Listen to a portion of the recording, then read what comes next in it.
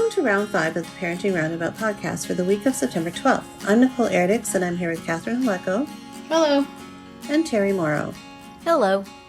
Today we're taking a break from talking and complaining and obsessing and instead shouting out things other people are doing that we think you'll find as useful or enjoyable as we do. We call this our Roundabout Roundup. So I don't know if you're a big Game of Thrones fan or watcher, but for those of you that are, HBO just recently released the prequel called House of the Dragon.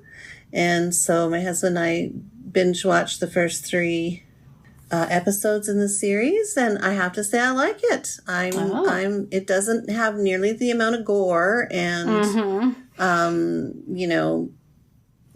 X-rated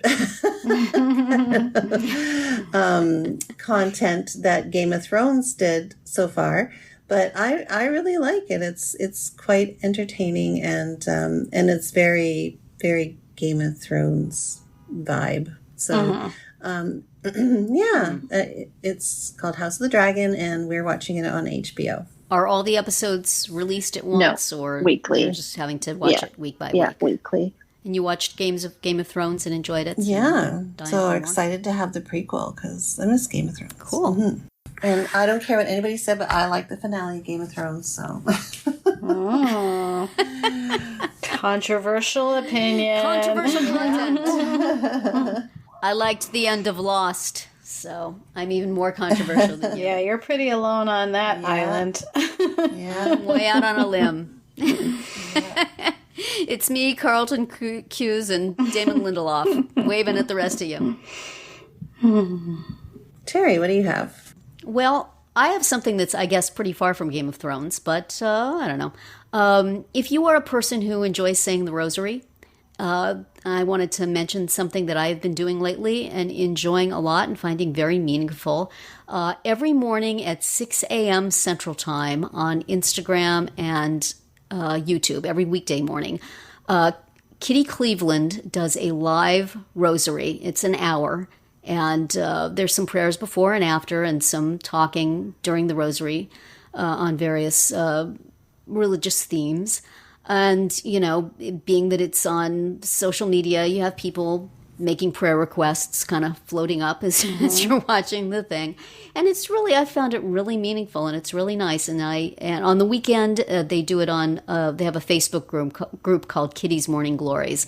And so they have it there on the weekend at 7 Central.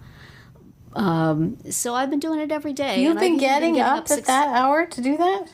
I've been getting up at 6 a.m. my time, even though it doesn't really start till 7 a.m. my time, just as a little extra sacrifice. And I've also been going to bed at 11 o'clock. Because honestly, I fall asleep on the couch at 11 o'clock, and I thought, hey, how about if Here's I a just thought. went to bed? How would that be? So I've been doing that. I've been getting up at 6 a.m. At 7 to 8, I do this rosary, and it's really nice. I mean, if you enjoy saying the rosary, and if you feel like you would like to up your prayer game a little bit because of something that's going on in your personal life or just the state of the world, this is a really nice way to do it.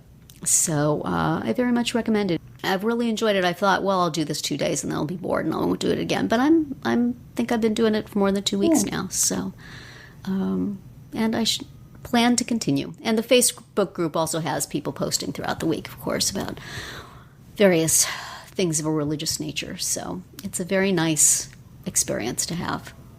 So check it out if that is something that you think you would find meaningful. Nice. And Catherine, what do you have? Well, a couple weeks ago, we had a recommendation that came via Terry's daughter, and that was for an Instagram.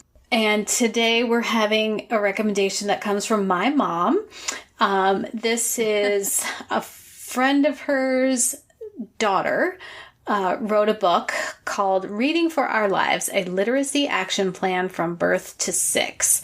So it is a book for parents, not necessarily for educators, but for parents, for things you can do at home with your very little kids to help them learn to read. So it's, activities and sort of the philosophy behind it as well. She says there's a roadmap, what to expect and focus on at each age and stage in terms of literacy. So obviously when your kid is a tiny baby, it's not like CAT spells cat, it's talking to them and looking at books with them and that kind of thing.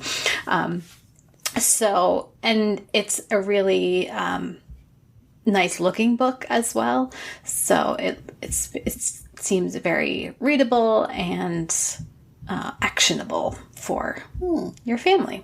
So if you have a little one or a family member that has one, or maybe even for, a school library or resource area, this seems like it would be a really good resource. Again, it's called Reading for Our Lives by Maya Payne Smart. Okay. And that is going to be it for another week of Parenting Roundabout.